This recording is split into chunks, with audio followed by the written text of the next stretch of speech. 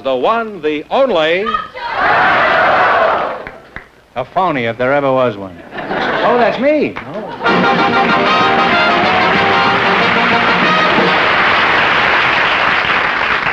Well, here I am again with $2,500 for one of our couples. A lot of money, eh? Yeah? If any of them say the secret word, the duck will fly down and pay him $100. The word tonight is house. Fenneman, how would you like to fly up there and let the duck do your commercial? Okay, a vamoose, duck.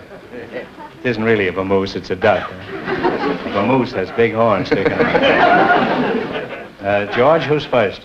Oh, Groucho, we invited some art students to the show, and just... Arch? Art students? Art students. I don't hear very well. My glasses are... Just a few minutes ago, our studio audience selected one of them to be on the show, and her name is Miss Susan... Steady now. Yeah. What would you say that was? I can't hear, and he's blind. I would say that's Susan Bravender. I think you're right. Yeah. It isn't often that I am, but... No, I think that is Miss Susan... One of these unusual circumstances. That's Miss Susan That's Bravender. the first time you've ever conceded that I was right since we've been doing this show. This Miss Susan Bravender's waiting outside, I think. Outside of the building? No, right outside here someplace. Oh, right. But before you go, you have another guest with her. Oh, I thought the show was over. We have a special guest for you, the famous cartoonist, Mr. Virgil Parch. Oh. I'd like them both to come in now and meet you. So, folks, you come in and meet Groucho Marx. Well, say the secret word and divide $100. It's a common word, something you see every day, I presume. Virgil Parch, the cartoonist, eh? Well, say. By golly, it's great to meet you, Groucho. My golly, it's great to meet you, too. It's an honor to have you here. I've been admiring your work for years. Well, this is professional courtesy talk.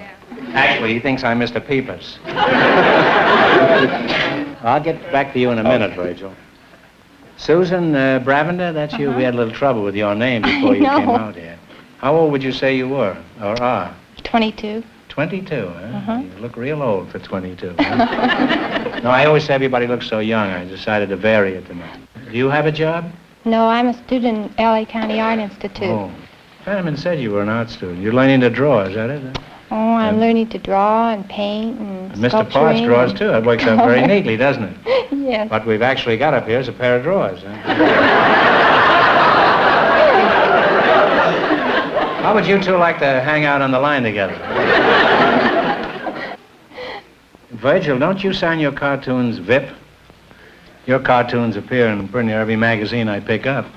I don't buy them, I just pick them up. You know, I'm curious how a cartoonist works, Vip. Do you just sit and wait until an idea strikes you, or you just sit and wait until a bill collector strikes you? Well, Groucho, it's kind of the latter. The tougher things get, the funnier you have to be. And when the bills are really stacking up, well, I have to hustle out of the house and go down to the park. Hey!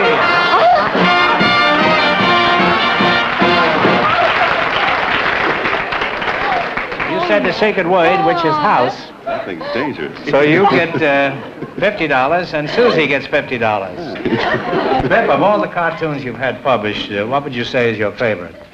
Well, Groucho, I don't have any favorites. One that you particularly remember. Oh, there was one a few years ago. I got the most mail on it. It showed a man sitting on one side of the table and a woman sitting on the other, and there's a waiter bending over talking to the gal, and the guy was chewing his way through the table toward the gal.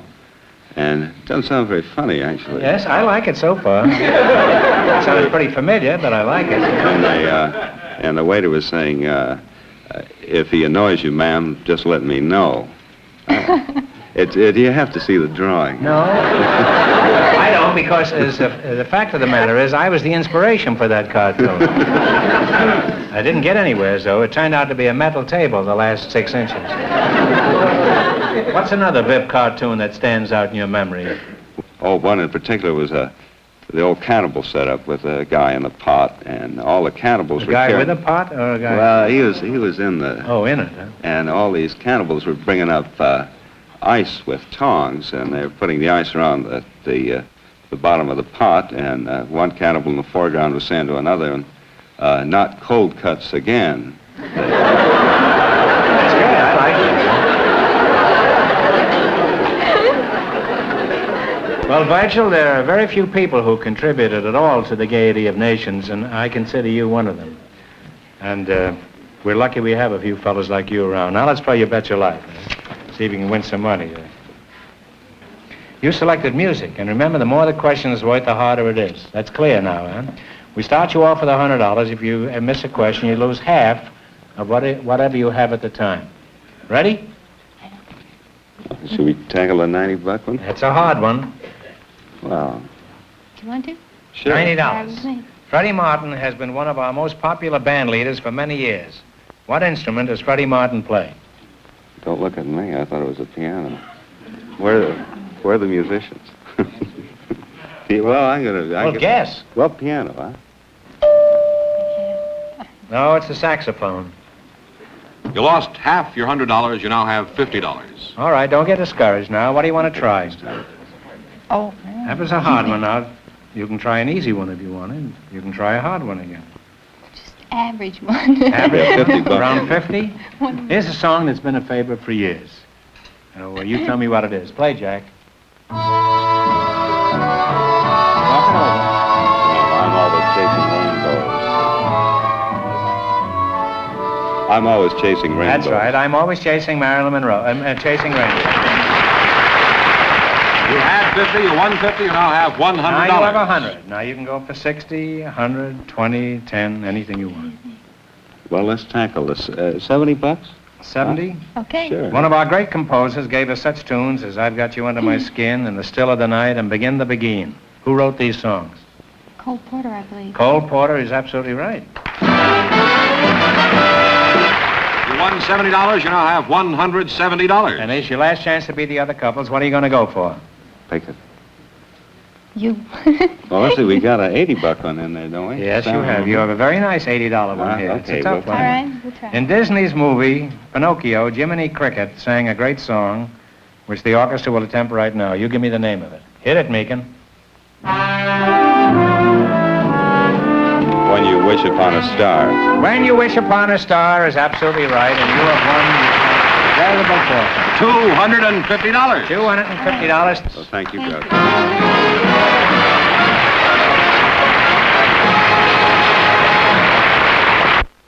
Just before we went on the air, our studio audience selected Mrs. Bertha Hannabrink to be on the show. Her partner is Mr. Charles Compton. So, folks, would you come in, please, and meet Groucho Marx. You did that all right. Welcome to You Bet Your Life. Say the secret word and divide $100. It's a common word, something you see every day.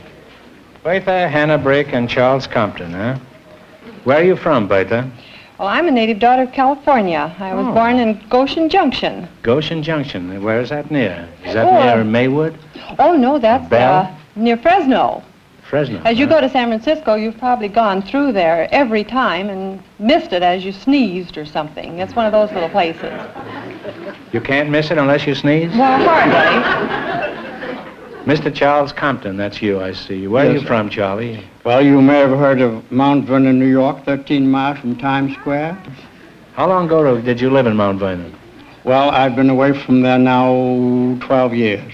You didn't know Al Sheen of Gallagher and Sheen? I knew He him used to very live- well. That's my mother's brother, you know. That's my uncle. Oh, I knew Al very well. Is that so? Well, I used to go up to visit him in Mount Did Vernon you? all the Well, time. there were a great many professionals there. Yes, there were, except when I was there. What is your age, Charlie? My age? Yeah.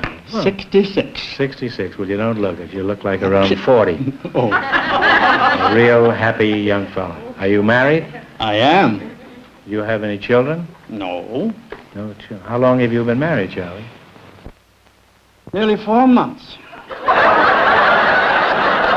4 months and you're 66? Mm-hmm. You certainly don't believe in rushing things, do you? So you're a newlywed, eh, you sly rascal, you? What sort of business are you in, Charlie? I'm in the hotel business. Oh. What do you do as a hotel man? You manage it?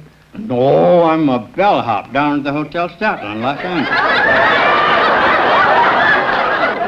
Bellhop? I thought bellhops were around 18 years old. Of course, I haven't been in the Statler for 40 years. Were you there 40 years ago? Well, this has only been built 2 years.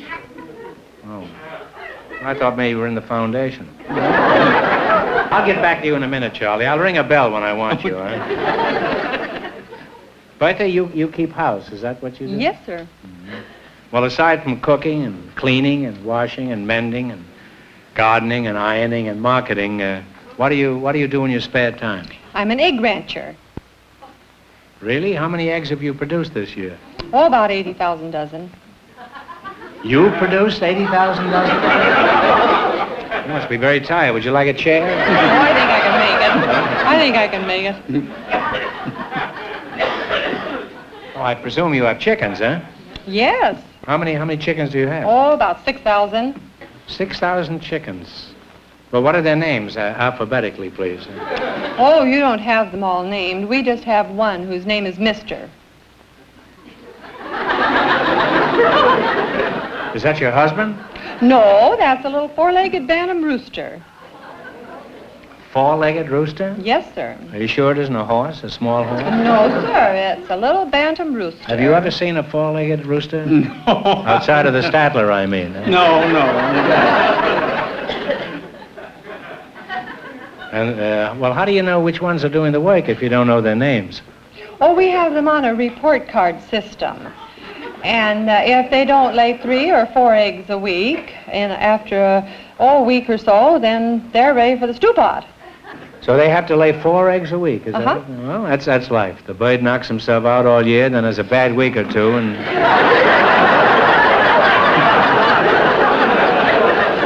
Next thing you know, she's keeping company with some mashed potatoes. Well, after you buy the chicks, how soon can you start expecting results? Do you start hounding them right away, waving the stew pot in front of them and all? That would Threatening them? That would be a marvelous idea, but we do wait until they're 5 months old. That soon, huh? Doesn't seem very old to be going in business for himself.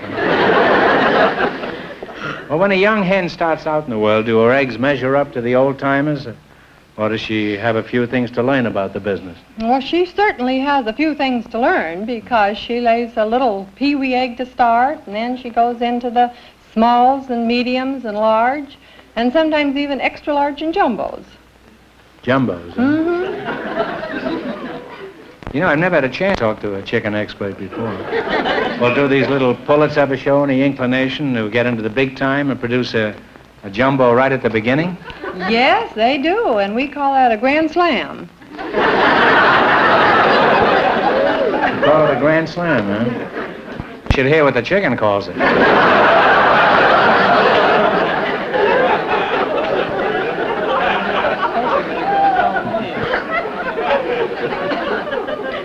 Well, I've learned a lot about chickens tonight. Real chickens, I mean. Now you're going to play You Bet Your Life for a lot of scratch feed. Well, let's see. We start you off with $100. If you miss a question, you lose half your bankroll. You ready, Charlie? The first couple won $250, and the secret word is house. If you selected cooking quiz. And remember, the more the question is worth, the harder it is. Now, what do you want to start with? And talk it over. Yeah. $50? If you bought a bag of Concords, what kind of fruit would you have? Grapes. Grapes? Grapes is right. You now have $150. Okay, now what do you want to do?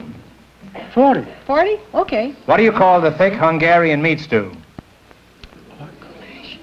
Thick Hungarian meat stew. What do you call it? Hungarian goulash. Hungarian goulash is right. You now have $190. Okay, now you have $190. Now, what do you want to try? We'll take the $60 question. 60. What do you call the vessel of clay or glass or the like in which food may be baked and served? Casserole. That's right, casserole, yeah. You now have $250. What do you want to go for? 80. $80. To remove skins from almonds, you pour boiling water over them and then rinse with cold water. What is this process called? Blanching. Blanching is correct.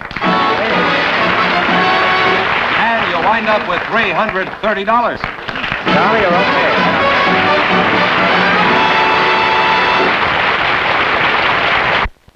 Groucho, we have a housewife and a man with an interesting occupation for you. Mrs. Sophie Nichols, Mr. Harold Oakes, would you come in, please, and meet Groucho Marx. Say the secret word and divide $100. It's a common word, something you see every day. Mr. Harold Oakes and Mrs. Sophie Nichols. Mr. Oakes, I'll start with you. Where are you from? Oakland?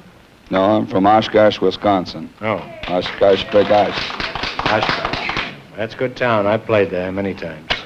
Sophie, is that the way you pronounce it? Sophie Nichols. Sophie Nichols.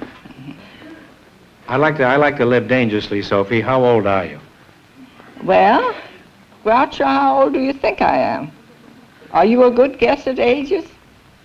Well, you look about 50. I'd say you're 35. Is that right? I'm 72 years young. Well, you sure are.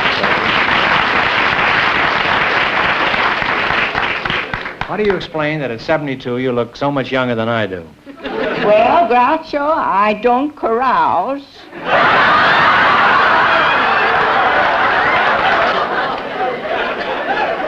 Well, if that's the case, I'm glad I look older than you do.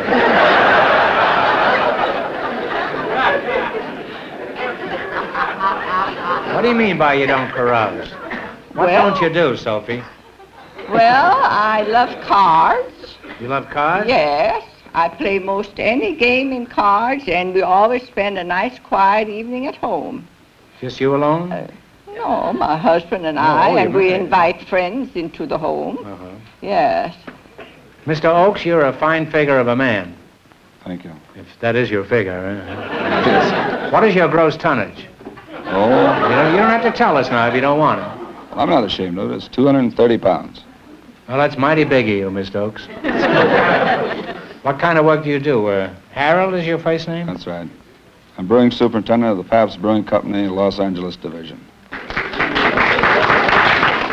You know, I used to be on the radio for Pabst years ago. I remember.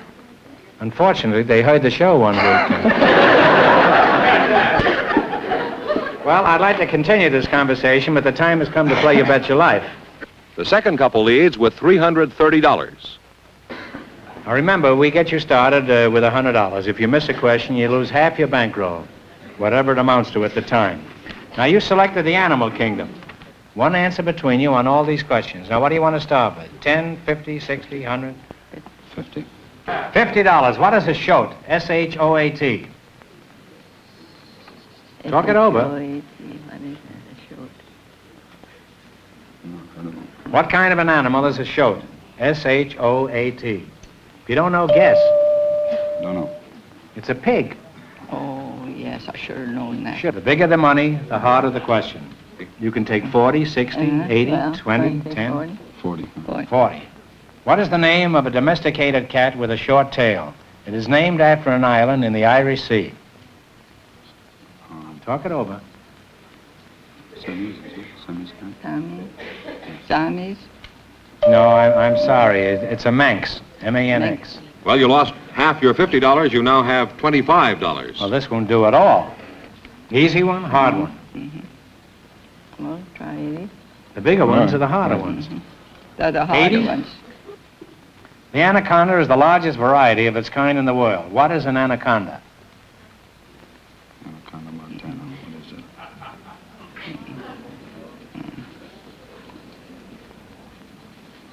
You know? Take a guess. What? You were looking at me. You should have known it's a snake. I know what an avocado is. An avocado. Well, that's not a... Here's your last chance to beat the other couples. How much have they got? Well, they George? lost half the 25, so you now have $12.50. Now, let's see if you can win one this time. Take the 1250. No. 12.50. There is no No. 12.50. 10, 20, 30, 40, 50, say all the way up to 100. All right, 10. 10. What kind of an animal or bird is a Plymouth Rock? Chicken. Chicken. Chicken is right. Well, you wind up with $22.50. Nobody leaves here with that small sum. I'm going to give you one more question to bring the winnings up to $25. What state university do you connect with the Mainstein song? Think it over now. Maine. Maine. Maine is absolutely right. Sorry you didn't win more.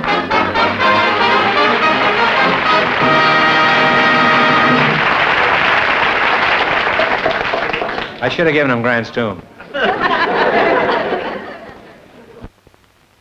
All right, here we go for $2,500. I'll give you 15 seconds to decide on a single answer between you. Think carefully and please no help from the audience. Here it is. An important ingredient in the manufacture of some perfumes comes from sperm whales. For $2,500, what do you call this waxy substance? Talk it over.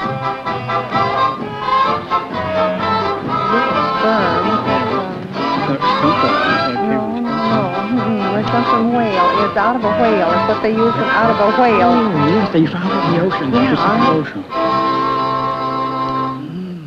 Okay, what is the answer you two have decided Found upon? it, a lot of it out in the Pacific Ocean on the rocks a while ago. Come on, kids, time's up. Give us a guess if you don't know. Is it sperm oil? No, it's ambergris. Oh, I knew it. I'm sorry. So that means the big question next week will be worth $3,000. Well, you lost the big money, but how much they win the quiz, George? $330. Congratulations, and thanks to both of you and to all of our contestants on the show tonight. Thank you.